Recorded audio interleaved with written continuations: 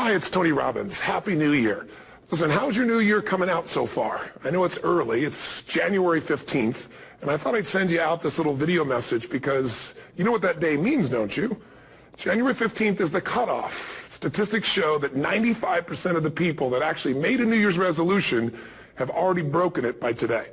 And that's if you even made a resolution. Now, if you're the exception to that, I'm thrilled for you, and I support you, and I say keep rocking it. But if you've missed, maybe I could drop you a quick little message or two here that can help you not only recover, but get way beyond just making some New Year's resolution and make some real lasting change in your life. I mean, think about it. Most people don't even make a resolution anymore. Why? Because they've made them from years and years and years, and they know they're not going to follow through. So after a while, who wants to disappoint yourself? Who wants to be upset with yourself? Why even bother to set a new standard for this year? You know it's going to be the same as last year. If you're the kind of person watching this right now and you've actually opened this email and you haven't shut me off already, then obviously that's not you. So the question is, what is it that makes us even want to make a resolution? I mean, it's an interesting question. Why is it at the beginning of the year we have this tradition? But it goes beyond tradition. It's something inside of us that makes us want to make things better. And I think part of it is the calendar gives us this idea that we could have a fresh start, that we could start from fresh and have this great victory. And it's really, the calendar itself is quite arbitrary. It's wonderful to use it, but if you didn't use it effectively, let's use the calendar to serve you today. Let's just see, what does it really take to make this thing happen? Because there's no denying that inside of you, the only thing that's going to make you happy in the year ahead and the decades ahead is going to be having you have an experience where on a regular basis, you feel like your life is making progress. If there's one thing I teach, and I want to remind you of it, it's really simple. Getting things is not going to make you happy. That's good news in a tough economy. It's a good reminder. It doesn't matter what you get. It doesn't matter whether it be money or opportunity. All those things might excite you for the moment. Even a relationship, as magnificent it may be, might be exciting for a while. But if you don't keep growing, that relationship isn't going to stay exciting. So the secret to real happiness is progress. Progress equals happiness. And if we can make progress on a regular basis, we feel alive. And that's why at the beginning of the year, we get this thing like, okay, I can have this fresh start. I could really do what my soul desires. I could expand. I could grow. I could improve. I could change. Or maybe better than change, I could progress. See, think about that. Progress is an aliveness to it, doesn't it? You don't have to work at changing. People say all the time now, well, I'm working on changing. Don't worry about it. You don't have to work on changing. Change is automatic. Your body's going to change whether you want it or not as the years go by. And no matter how hard you work, there's going to be some changes going on there. The economy is going to change no matter what you want it to do. The weather is going to change. Relationships are going to change. Everything in life is always changing. We don't have to work on change. Change is automatic, but progress is not. So if you want to make real progress, then you really got to look at your life in a different way. You got to say, I got to take control of this process and not just hope it's going to work out like people do who make a resolution. Because really, isn't that what they're really doing at the beginning of the year? They're saying, well, here's my resolutions for the year, and they really basically tell you their wishes. It's their wish list. It's what they hope it all comes together. And then they call it a resolution, but they don't know what a resolution is. When you resolve something, to have a resolution is to resolve it. When you've resolved, this is how it's going to be. That's when you cut off any possibility except the thing you've committed to. It's like the old adage, if you want to take the island, you burn the boats. Because when you burn those boats, there's no going back. You're going to find a way to make things work. And most people, they're stating what they hope will come together, and if it doesn't happen, then they're disappointed, but they're not too disappointed because they're not too vested. What does it take to successfully create a lasting change in your life? To not only have a New Year's resolution you follow through on, but really have a lasting change? Well, the first step for lasting change is very much like making a New Year's resolution. Fundamentally, it's the same. The first step is you got to have a vision. A vision for what it is you really, truly want. Not what you think you want or what you should have. I mean, what are most people's New Year's resolutions? I'm going to stop eating sugar. I'm going to stop smoking. I'm going to lose 10 pounds. The problem with that is it's not very inspiring for most people. It's not telling you what you're going to get. It's only what you're not going to do. And it's kind of hard to have you move forward with that. A vision is about what you're here to create. A vision that really works is one that excites you. If you say, well, my resolution, my goal, my outcome for this month, this week, this year is to lose X number of pounds, that's okay, but it's not very compelling. It has to be a compelling vision. It's got to have something that has the power to pull you, not something you have to push yourself to do. Those are two different kinds of motivation. Push requires willpower, and willpower never lasts. What will last is pull. Having something so exciting, so attractive, something you desire so much that you have a hard time going to sleep at night and you get so up early in the morning to rock it and take it to the next level. That's what you're looking to create. And that isn't easy to get. But one of the reasons we do seminars and events and we say, why do that? Why not just read a book or something? Is because when you get in an environment where you're with people that are being put in a peak state, like when you're going to a sporting event, if you watch a sporting event at home, it might have a certain level of excitement. But when you're in a stadium with 50,000 people, suddenly it has a whole different level of intensity. And we feel that. And the bottom line of our follow-through comes down to our emotional intensity. In a different state of mind, you're going to come up with a much better and a more exciting vision than if you're sitting on the couch going, okay, what are my new resolutions for this year? And you're doing it the morning after the new year started and you're a little inebriated and the football game's on in the background. Probably not going to have the power of focus there. Probably not going to have the power of the energy to create something that's going to pull you for this year. And you got to do that. So it's got to be a vision that's compelling. Something that it's going to be a gift to make sure that it happens. And also, along with that compelling vision, you got to have strong enough reasons that you're going to follow through when the going gets tough. That's one of the biggest things missing for most people. They say, this is what I want to do. It's not very exciting. It's not very compelling. But most importantly, they don't have strong enough reasons to push themselves through what's going to be necessary to get that dream, to get that goal when the inevitable challenges come up. When you're starving, hungry, and you're trying to go on a diet, right? When you got no time and you're stressed out and you haven't worked out still, and that's what you're supposed to do. When the economy gets tight and what you thought you're going to do doesn't work, and so you give up on the goal instead of finding another way to get there. You don't let the fear take you over if you've got strong enough reasons. Those reasons can be positive, or those reasons can also be negative. They can be, if I don't do this, this is going to cost me. And if I do this, this is what I'm going to gain in my life. Reasons come first, answers come second. If you get a compelling vision and you got strong enough reasons that will push you through the tough times, you're going to do things other people don't do. Instead of collapsing, even if you get off target, you won't go, oh, I blew it. You'll get right back on target, make the change, make things happen. And I know you've done this in many areas of your life. Just think about it again. I'm not teaching you something really new here today. I just want to remind you of what your soul knows. You got to change, you got to improve, and you got to go through a simple process fundamentally to make that progress.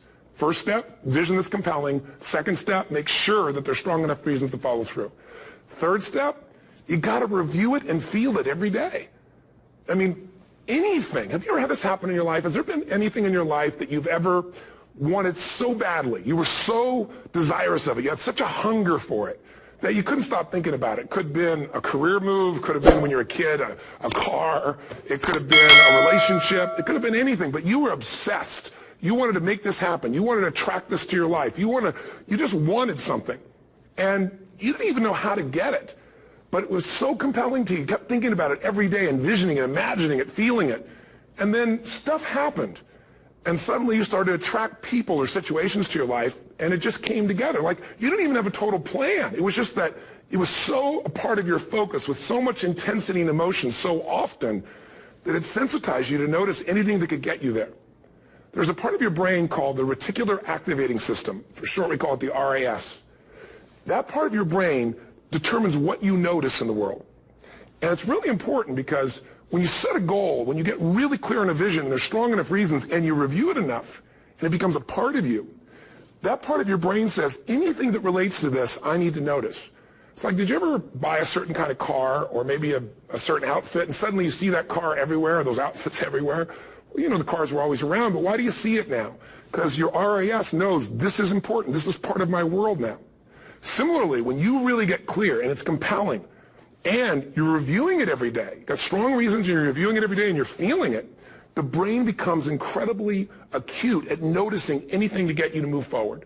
And so that's the power of this. So, what do people do with a New Year's resolution? They come up with something they kind of want. It's not a compelling vision. They don't really have strong enough reasons, and they never review it again until they notice that they broke what they said they really want to have make happen, because they didn't really resolve. If you resolve, you got the vision, it's compelling, you review it daily, and you feel it, you envision it, and you experience it. Simple as it sounds. Now, ultimately, what is this really about? Ultimately, if you're going to have lasting change in anything, you're really talking about just raising your standards. I always tell people, if you want to know how to change your life, I give it to you in 3 words, boring as it sounds: raise your standards. And what does that mean? Corny as it sounds. Raise your standards. Oh, thank you for the breakthrough thought, Tony. I'm glad I wasted my time watching this little email with you. But think about it. Lasting change is different than a goal. You don't always get your goals, but you always get your standards. Maybe it would help you is to think about it this way. I try to explain standards to people with a different set of words. Think of it as everybody in life gets their musts. They don't get their shoulds. Like, think about it. Most people have a list of shoulds, don't they? Don't you have a list of the shoulds, things you should do, you should follow through on? I should lose some weight, I should work out more, I should make more calls, I should respond more rapidly to my email, whatever, you know? I should get into the office earlier, I should be, more confident. Whatever your should list is, people love to have their should list be met, but it's kind of like New Year's resolutions. If it does, it's really exciting, but if it doesn't, which is most of the time, it's a little disappointing, but you kind of know it's not going to happen. But when you decide something is a must for you, an absolute must, when you cut off any possible, you say, I'm going to find the way or I'm going to make the way. Human beings, when they resolve things, when they make a real resolution inside themselves, which is they raise the standard and they make it a must, they find the way. Think about it in your own life. Haven't you had some area of your life where you raise your standard and your life has never been the same?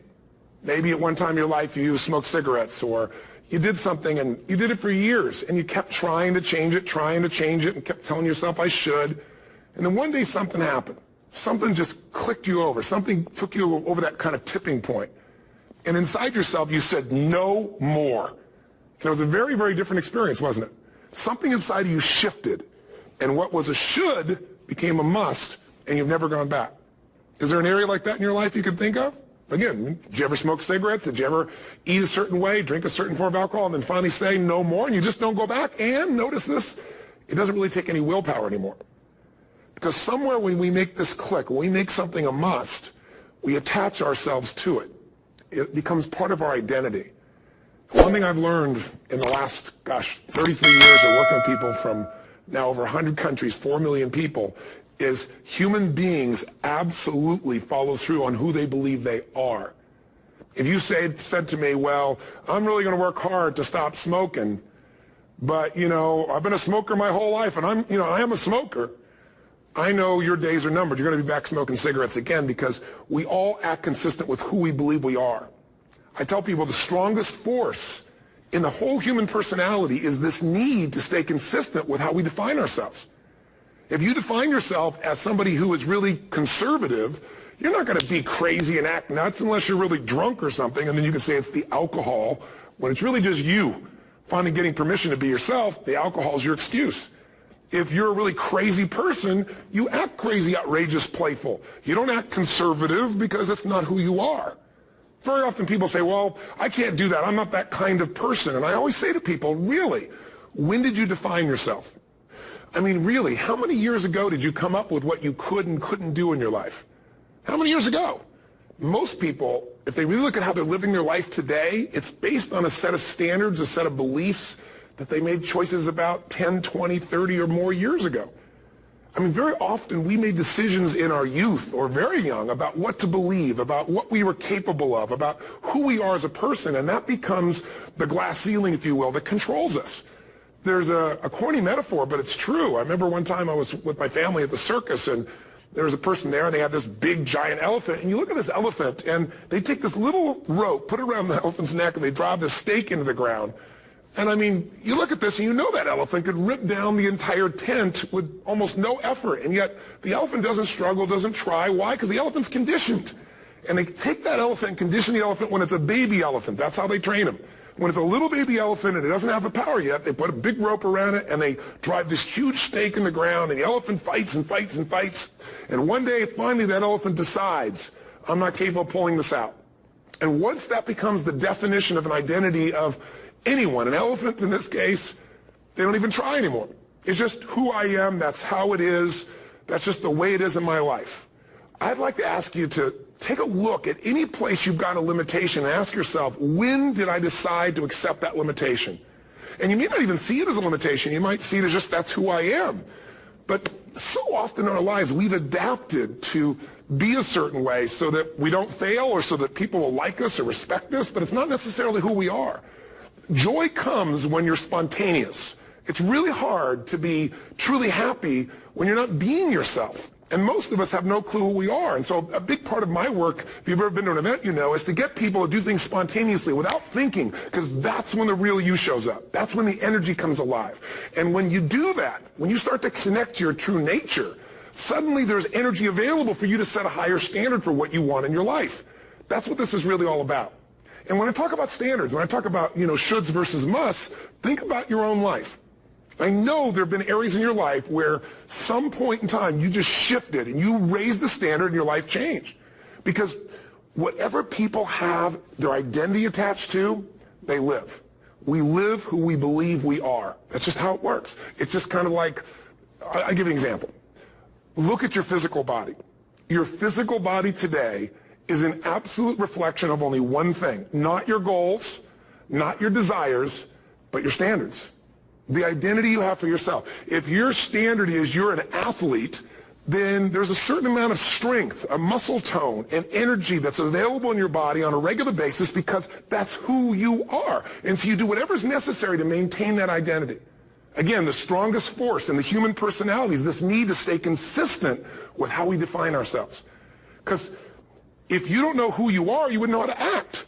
Once you lock in on that identity, your brain finds a way to keep you there. If you say, you know, man, I'm overweight, I've always been overweight, I'm big boned, and that's the story you got, then you're going to always find a way to get back there. That's your settling point. That's your identity. That's where things lock in. If you see somebody who's in really great shape, you ask them, do you work out? You know the answer. Yes. How often? And they'll tell you 3 times, 4 times, 5 times a week, whatever. In a seminar, I'll ask people, who here works out at least 5 days a week? And I'm stand up. And you look around that room, and you know that they work out 5 times a week because you can see their body. You don't just get a result without some kind of action, without some form of ritual. Ritual meaning actions you do consistently. Now, do you think those people that are out there working out 5 days a week, do they have more time than you do? Or I have, or anybody else? Of course not. Is their life less busy? Of course not. It's just a must for them. They must work out that way, and they've made that turn and their life changed. So I'm not saying you have to work out 5 days a week. I'm just saying whatever you really want, wants don't get met consistently. Standards do. Whatever you identify, this is who I am. And so it's not so much about changing your identity as there's expanding it. You know, deciding that, you know, instead of your goal is to lose 10 pounds, which is not compelling, what if your vision was to get back to my fighting weight? You know, this year, this month, this next 90 days, I'm going to transform my body. I'm going to take on a new challenge. I'm going to find some technique or strategy, there's a million of them, that can reframe myself where I want to feel younger, stronger, more vibrant than ever before. Here's my reasons. Because I want the energy to really make my life work. Because it's tough out there, and I want to be stronger than I've ever been before. I want to go in front of the mirror, and if I'm naked, not, you know, want to laugh. I want to look there and take a good look and go, yeah, I'm proud of whatever I see there. Whatever it takes, something's going to make you laugh, smile, something that's going to tease yourself, but something's going to move you to another level. If you identify yourself in a new way and you own that every day, and that becomes the standard of how you live, you'll find the way to make that standard real. Money's the same way. Think about it. It doesn't matter what's happening, quote unquote, in the marketplace. People that make money find a way to make money no matter what, don't they? I mean, most people's standard is to pay their bills. So that's what most people find a way to do, even when economic times get tough. Most people, if that's their absolute standard, they find a way. Some people's standard is pay their bills most of the time. And so most of the time they do. Some people's standard is not just to pay their bills, but to take care of their family and maybe even some of their friends. And they find a way. In fact, you know, some people may be in a family where they don't have enough money. They barely have money to pay their bills. They work their guts out. And then somebody, their mother, their father, somebody else, their sister gets ill, and there's not enough money to take care of it. Nobody else has money in the family. They don't either, but they find a way to get that money to take care of their mother or father, don't they? And pay their bills. They never could do it before. Why? The situation made them raise their own standard. And not everybody does that. Somebody else in the family might have money and still not take care of their mother. It all comes down to the inner game, my friends. Changing your life is a change in the inner game. The outside world you can't control, but you have absolute control over this one if you learn the dynamics of what shapes you. And identity is one of those simple, clear, fundamental basics that if you start to shift it, everything else will shift in your life as well. Some people, by the way, have to have more than enough money to do what they want, when they want, where they want, with whomever they want, contribute the way they want. And if that's their must, they find a way. I know that sounds overly simplistic, but it's true.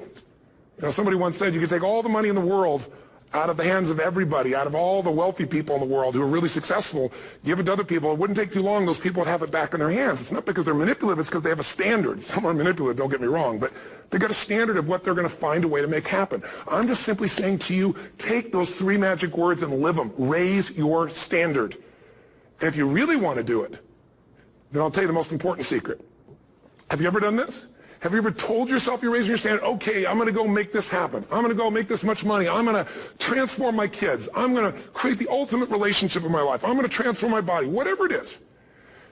And then you don't have strong enough reasons and you don't use it. You don't follow through. It's because you didn't back up your standards with what makes those standards real, and that's rituals.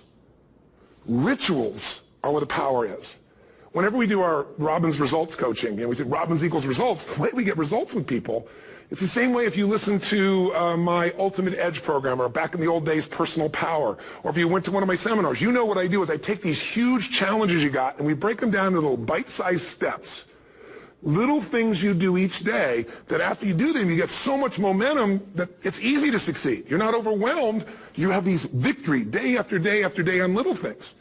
If you went to Ultimate Edge, I'm sure you learned about the hour of power, or the 15 minutes to be able to be fulfilled, or 30 minutes to thrive, where you literally just condition your body and emotion with a couple little rituals. So it doesn't matter what's going on in your world. You feel that strength, and it's not fake. It's not some pump up. It's coming from inside you, and it works. Rituals define us. See, all the results in your life are coming from your rituals.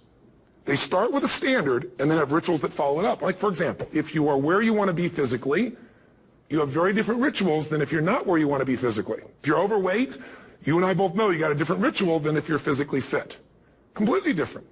You get up in the morning, what's the first thing you do if you're fit? Your shoes are there, you roll over, doesn't matter how you feel, you put on your shoes, you lace them, you start walking, or whatever that ritual is. If you're overweight, you roll over and you have a very different ritual. You might roll over several times to turn the alarm clock off. You go in and get your mocha, smocha, whatever, special coffee. You stop by at Starbucks, whatever the case may be. You have your nice sugar muffin. It's supposed to be really nice for you. Whatever you do, it's a different ritual. If you have a great, passionate relationship, you have very different rituals in how you come home than if you have a lousy relationship. When you come home and the first thing you do is you're tweeting somebody, or you're emailing, or flipping on the news, or you don't even come home. What are the rituals? Whenever I study people that are successful, what I look for is what's the standard they hold themselves to, and then what are all those little rituals that add up? Because think about it. Success and failure are not giant events. They don't just show up. You don't just suddenly become successful or suddenly have this cataclysmic event that makes you fail. It may look that way, but failure comes from all the little things. It's failure to make the call. It's failure to check the books. It's failure to say, I'm sorry. It's failure to push yourself to do things physically that you don't want to do. And all those little failures day after day come together until one day some cataclysmic event happens and you blame that. That event happened because you missed all the little stuff. Do you agree with me? And success, by the way, is not some overnight event. It's all these little things. Success is having a vision. Success is making it compelling. Success is really seeing it and feeling it every day with strong enough reasons. Success is feeling the sense that I'm here to grow and I'm here to give something to the world more than just myself.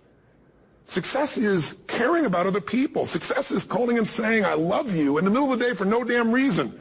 Or sending a note. That'll change your relationship. Have a ritual of something funny, playful, or a surprise you do. How many relationships are dead today because they have no surprise rituals anymore? You need to have some rituals, some cool things you do that nobody else does that gives you a better life than anybody else has. All the little stuff. That's where success comes from. In business, it comes from delivering more than anybody could imagine. All those little things add up. People go, wow, that's who I want to do business with. It's true in any area of your life. So if you look at somebody who's really successful and you think, wow, I mean, they're so amazing, they're such a genius, you got to dig underneath and you got to remember something. People are rewarded in public for what they've practiced for years in private. Myself and my business people say, how do you get up and speak and you have no notes and you go for 3 days and nights and the room is like everybody's wired and it's incredible. It's like a rock concert. How do you do that? How do you have that confidence? Oh, it's not confidence. It's experience now. But I did so much behind the scenes and I still do to make things right. I mean, How many people would know that since the time I was 17 years old, before I walk out on stage, still do to this day, wouldn't need to do it, but I still do it, I never walk out there without being in an absolute peak state of mind.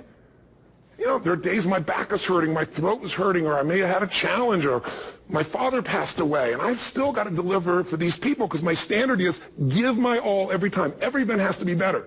Talk to anybody who's been to our events for 5, 10 years, some of our trainers, and I'll say, I don't know how he does it. He always finds a way to make it better. That's not an ego thing. That's a standard in me.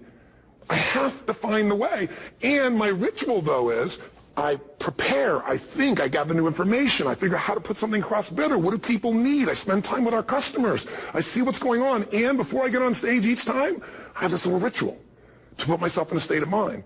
And I did it starting like 17 years old. I started doing it. I now command my subconscious mind. And I say this out loud several times, this little phrase, set of phrases, as an incantation to kind of condition my mind and body. And I'd say, I now command my subconscious mind to direct me in helping as many people as possible today by giving me the strength and the emotion and the humor and the brevity, whatever it takes to show this person and help this person change their life now. And I started out with a person when I worked with people one-on-one, and I would do that for 45 minutes driving in my Volkswagen to go serve and coach somebody for the first time.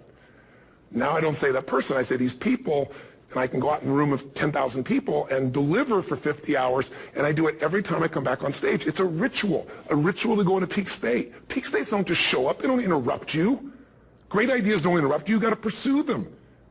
I talked to Michael Jordan, I'll never forget, at the peak of his career, and got to watch his final game, saw him backstage and spent some time with him, and it was a pretty exciting time. He was the greatest basketball player I think that ever lived and has ever lived. And I asked him, I said, what sets you apart, Michael? What is it? And is it God-given talent, ability, skill? What is it? And he said, Tony, he said, I can shoot you straight. It's not, me trying to act humble. He goes, I have a lot of talent, a lot of God-given talent, a lot of skill. I've worked really hard. But he said, really, it's my standards. He said, every day I demand more from myself than anybody else could humanly expect. I'm not competing with somebody else. I'm competing with what I'm capable of. Magic formula. Because most of us lower our standards. Why?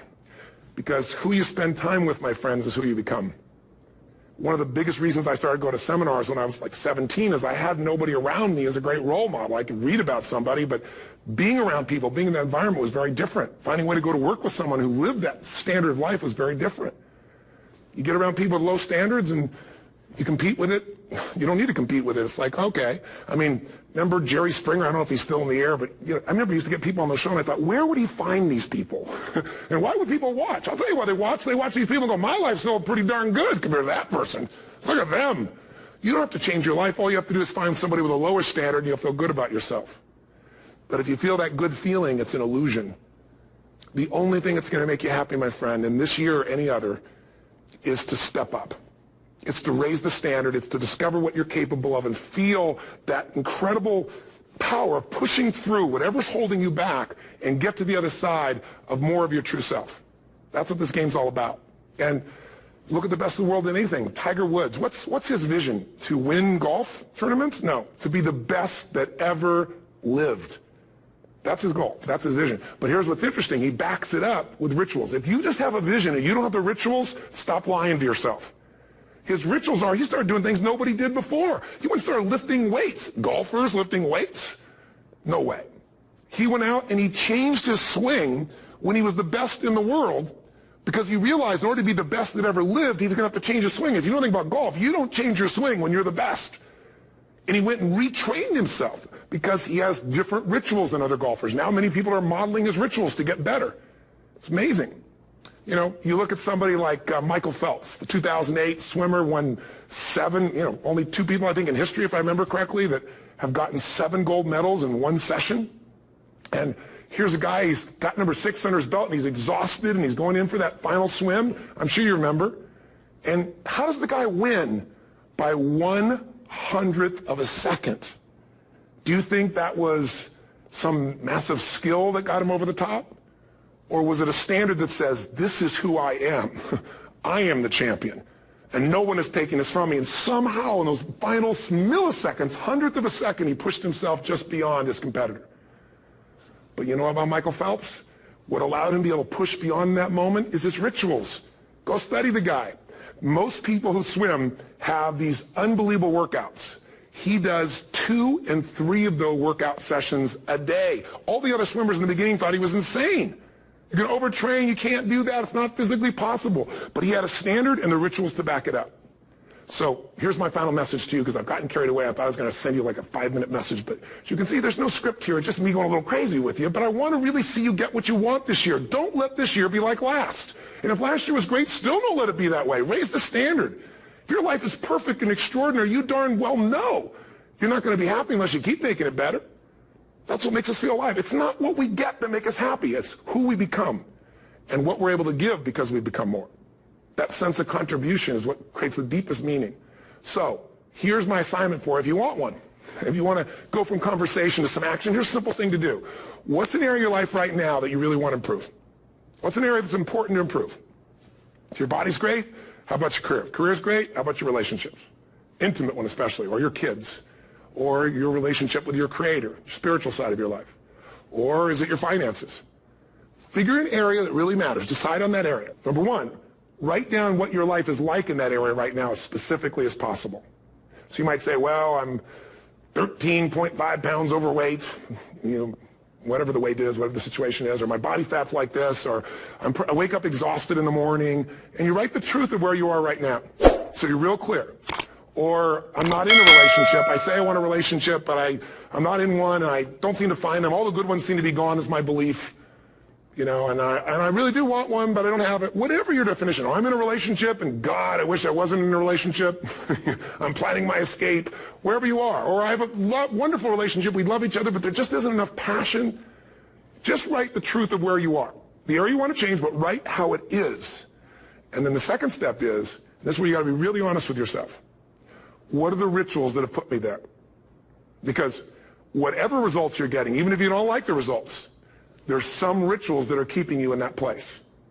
There's some rituals of what you eat or don't eat, how you move or don't move, how you sleep or don't sleep. There's some rituals in the lack of variety or spice or energy or focus in an area. There's something you're doing, and it's usually not one thing, it's a bunch of little things that you kind of do consistently whenever you think about getting in a relationship, whenever you think about working out, whenever you think about money. You get yourself in a state of overwhelm. You start thinking about all the things you can't control. Just write down all the rituals you have, and then here's the third step. What do you want? What's your vision? And be really specific. I want to be my fighting weight. I want to be the strongest I've ever felt. I'm going to turn my, whatever it is, be specific. And then, last step number 4, what are the rituals that'll get you there? What would you need to do differently each morning if you're going to be that kind of energy, that kind of strength? How often would you work out? What days would you work out? What time? A ritual is something you do consistently, usually at a specific time, so it becomes automatic. Let me tell you something. Willpower doesn't last, but rituals can last a lifetime. I bet you have some rituals in your life right now you've been doing for years, even though some of them don't serve you. I'm just saying, wake yourself up. If you want a new year and a new life, you don't need to start on January 1st. Start today. Start with this little video. And just begin to see what happens and see how easy it is to just do a few little rituals. Don't do them all, just do 2 or 3 new things. And you know what happens? You'll get momentum. Because once you discipline yourself in one area of your life, you feel yourself doing it in other areas as well. I always say something that my original teacher taught me. I always remind people, there's always 2 pains in life. There's the pain of discipline, or there's the pain of regret. And discipline weighs ounces, as my friend Jim Rohn taught me. Regret weighs tons. You don't want to have regret. So right now, what do you want to change? What's it really like? What are the rituals that got you there? That'll take a little homework. If you're not sure, ask the people around you. They'll tell you what your rituals are. What do I really want in depth? What are the rituals that will get me there? And then get yourself to start a few of those actions and lock them in place. If I can help you in any way, we're here as a company to support you. Come have an event with us. Come to Unleash the Power Within or Mastery University, or get a coach. You can get a free coaching session if you call our company and click on something on this. We'll probably have something on it, or get a product. Or don't do anything with us, but do something with somebody, starting with you. If you make the changes in yourself, you're going to be proud this year, and no amount of money or accolades from other people can mirror the feeling of being proud of knowing you've taken back control of your life, or you've taken a great life to another level. Because once you do that, you have something you can give other people, whether it be your kids or your friends or your family. And ultimately, that's what life's about. So thanks for listening. I don't know how long I went here, but I hope this has been helpful for you. I just thought it's a new year, and I want people to be able to truly create a new life. And until I see you again, hopefully soon, or gets a chance to meet you, live strong and live with passion. And of course, God bless to you. Happy New Year.